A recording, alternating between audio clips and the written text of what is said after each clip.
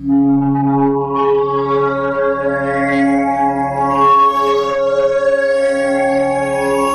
cerebro siempre está en el futuro. Predice, construye el presente a partir del pasado. Pensar va más allá de las palabras. Es acción, experiencia, entorno. Es acción, predicción, intencionalidad. Es pensamiento con sentimiento, mente, discurso y más corporeidad. Es el cuerpo más allá de la desnudez. Es el cuerpo más allá de la piel, huesos, músculos, órganos. No es el cuerpo en el espacio, sino el cuerpo haciendo parte del espacio. Más que cuerpo, es corporeidad, es movimiento, acción. La verdad no es preestablecida, sino descubierta en cada acción. Cuerpo, acción, experiencia, entorno. El cuerpo lienzo va más allá de la ilusión renacentista. Es el cuerpo a cuerpo, artista modelo. Es la danza y música de la pincelada y el color. Es la danza de la mirada, la métrica de la puesta en escena, la métrica cerebral, su predicción, la predicción del error. Es la intencionalidad. Es la danza del cerebro, su coreografía. Son las oscilaciones neuronales en sus redes para construir esta realidad. Las pinceladas, los trazos, los gestos, las configuraciones, las posturas. Es la danza del artista, la coreografía del cerebro, la puesta en escena, la acción en contexto. Es el hacer arte, es artificar, es emoción, es estética. Acción, predicción, intencionalidad. Pintar es movimiento. Es jugar con el tiempo y el espacio. Es el espacio más allá de la idea renacentista, de la idea cubista, hacia una idea de la relatividad.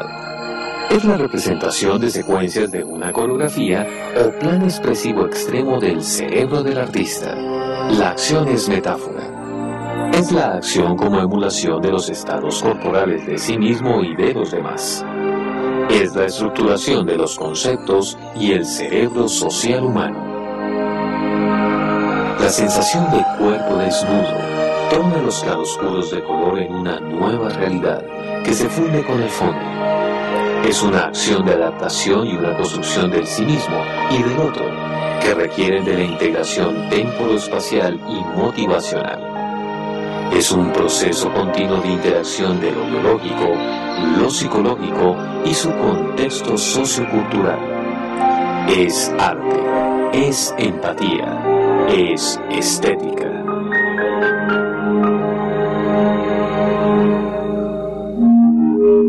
Trazos, manchas, patrones, figuras sencillas de animales. Aprendía sus fuerzas, fijaba su superioridad como cazador. Reclamaba la presencia del animal y tenía la creencia de materializar al animal mismo. Era un proceso de conocimiento, dominio y de goce estético de la naturaleza. Era la estética mágica, origen de la estética sagrada. Lo religioso y ritual da origen a las artes como acción, la intencionalidad de comunicación y la elevación.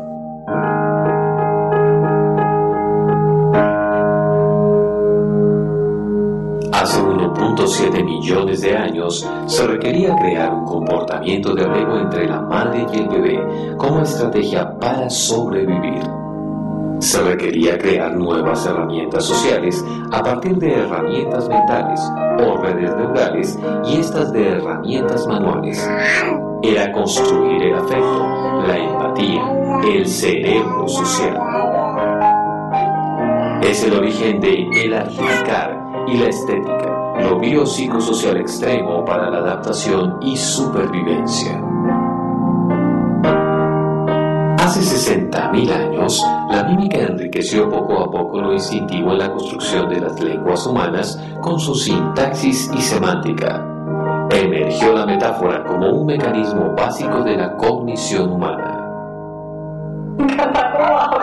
La acción, la predicción, la intencionalidad, heredadas y construidas a través de las experiencias, se modelan gracias a la interacción madre-hijo, siendo fundamentales en la adaptación durante la evolución humana.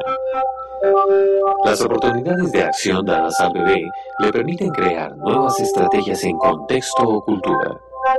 Es adaptarse y sobrevivir en condiciones cada vez más extremas. La velocidad actual de cambio del entorno hace del bebé contemporáneo un gran estratega, gracias a la plasticidad de sus redes neurales. Es el ser humano a partir de su genética, su cultura, su sociedad, su historia y las demás relaciones personales. Es su socialización a través del arte y la estética.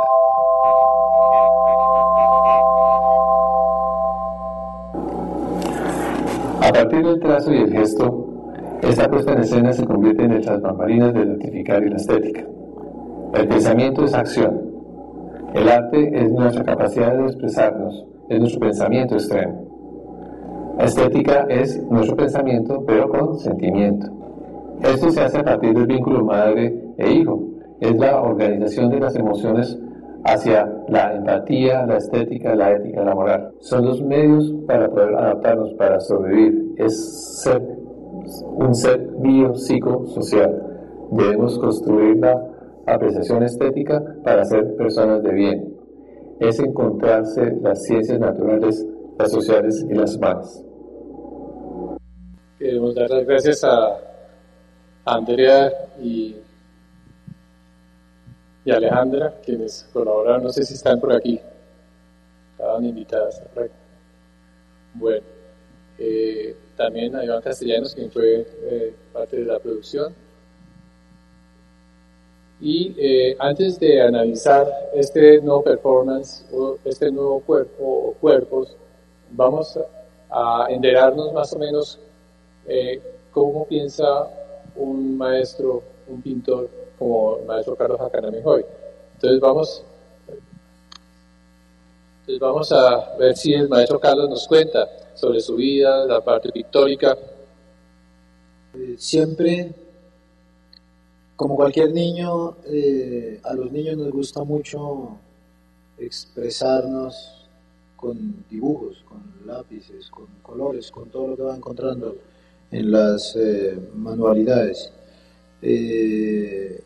Después de haber terminado la universidad, me di cuenta que yo terminé el bachillerato gracias a que sabía dibujar, porque me aburría muchísimo en el bachillerato. Yo crecí con mi abuela y no quería ir a la universidad, al colegio, porque me sentía muy solo. Mis padres habían viajado, entonces no quería terminar el bachillerato.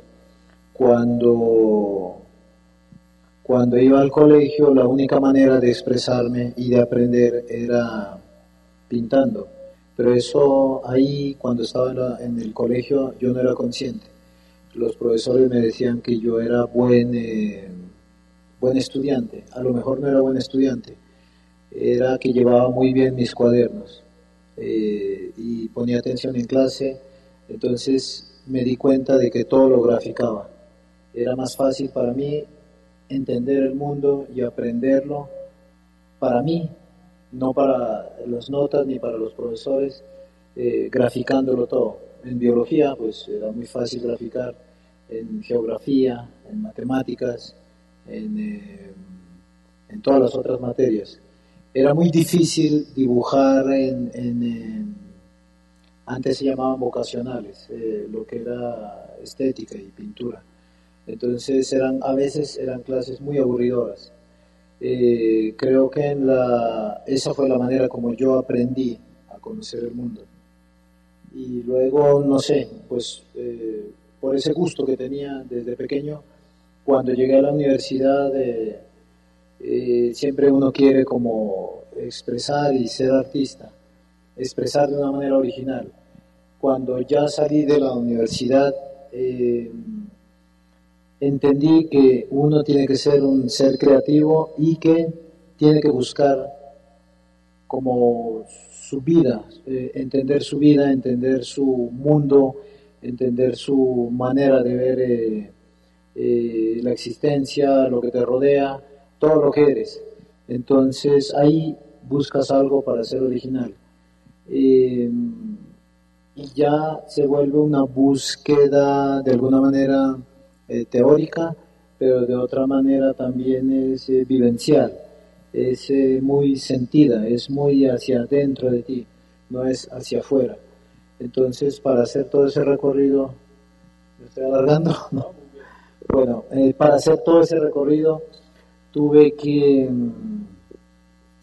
volver a mi infancia, a mi historia y un poco más allá de mi origen, de cuando yo nací, volver a la primera memoria, luego volver a mis orígenes, o sea, a mis raíces y a mi pasado. Yo soy de origen indígena, entonces tuve que volver a las raíces, a lo que nos rodea, a nuestra geografía, a todo mi envoltorio cultural, porque nosotros somos seres de este continente. Yo entendí mucho después de que yo era un ser de este continente y que esa búsqueda que tenía que hacer, tenía que hacerla un poco de manera, por un lado, recurrir a la memoria, por otro lado, buscar los recorridos que en algún momento dejó uno quieto, dejó como una parte que siempre anheló pero que nunca la halló. Entonces son recorridos geográficos de la memoria y de la sensibilidad y de la sensualidad. Entonces volví hacia ese pasado de la memoria, pero al pasado cercano, que es mi vida, y a ese pasado remoto, mucho más allá de miles de años que venimos nosotros. Entonces, para entender todo eso, tuve que recorrer la historia y, por supuesto, estudiar artes, y entendí que tenía muchas cosas que decir, que tenía muchas cosas que expresar. Y como me gustó la pintura y siempre me ha gustado, lo hice de esta manera muy sensual, que tiene que recurrir a las percepciones, a recurrir a la memoria, recurrir a los sentimientos también, a los pensamientos, y buscar algo que me motivara a decir, a expresarme, no sé, mis obsesiones, mis sueños, mis anhelos, lo que yo quiero que el mundo, cuando me refiero al mundo, me refiero al otro. Y el otro puede ser mi vecino, mi hermano, mi mamá, para que me entienda qué es lo que yo quiero comunicar sobre la vida. Y entonces, de esa manera, busco colores, busco formas, busco luz, y esa sensualidad que da el taller y que da una pintura, un color, una brocha, y esos movimientos para poder expresar lo que yo siento. Creo que eso es de manera resumida sobre mi hecho de pintar. Hay dos puntos importantes que nos has contado, es acerca de la memoria. Nosotros sabemos que nuestro cerebro siempre está en el futuro y que construimos el presente es a través del pasado. El artista lo que hace es expresar su pensamiento, pero en forma extrema, en la forma más ambigua, para deleitarnos, y dentro de, cuando digo yo deleitarnos o producirnos placer, tú hablaste también de la palabra sensual. Sensual es un punto muy importante en el arte y sobre todo en el expresionismo. Como expresionista que eres, una pregunta sería, fíjate, ahí estás pintando en un lienzo que es rectangular, un invento del Renacimiento, la ventana de Alberti, pero tú has pasado a otras texturas y hoy vimos esas mismas brochazos y pinceladas que está dando, las está dando sobre un cuerpo vivo. Cuéntanos esa danza, ese pas de deux entre el pintor y un lienzo que es un lienzo vivo, esa experiencia. Lo que yo pienso es que en algún momento se encuentran, por ejemplo, lo que vimos ahora la danza, y la idea es que todas nuestras expresiones, nuestros movimientos se junten. Cuando estoy en mi taller, yo soy consciente de que estoy viviendo también, digamos, sí, estoy haciendo un oficio como cualquier otro, como un carpintero, como cualquier persona que está haciendo cualquier cosa. A veces uno lo hace de manera muy inconsciente, y hay momentos de conciencia también y entender el oficio que a uno lo está ocupando en ese momento. Pero lo bello de, por ejemplo, y la sensualidad de la pintura es que hay momentos en los que se juntan la realidad y la fantasía y la imaginación. Y yo creo que por eso es que uno, cuando es pintor, o cuando en el caso de la performance que hizo aquí el maestro Marcelo, también nos está comunicando, pero lo que él está haciendo es que está sencillamente viviendo en un escenario que es como el Auditorio León de Grey, pero lo que tratamos de hacer en nuestra cotidianidad es eso también, continuar viviendo, pero de pronto estamos viviendo con mucha más intensidad, somos conscientes de lo que estamos desarrollando en ese momento. Fíjate, por ejemplo, en esas pinceladas tuyas y brochazos, ¿tú crees que existe un significado específico? Pues en esos, tanto en esos brochazos preliminares como en el final del cuadro, en mi obra lo que trato de comunicar es de dejar como una huella de ese paso por la vida, de ese paso consciente o inconsciente que tenemos en lo que nos rodea. Ustedes dicen lo importante, ustedes ven ya el cuadro quieto, si ustedes no vieran al maestro que está con su danza de los ojos observando la obra, ustedes pensarían que es una cosa que se hizo de un momento a otro, tanto así que siempre se ha dicho que esas son artes plásticas y que no tienen temporalidad. La temporalidad está en la música, en la danza, pero no en la pintura. Pero entonces ustedes están aquí para observar el trasescena de lo que es una pintura. Lo que está colgado en una pared es el performance de un artista como es el maestro Carlos Jacaramijoy.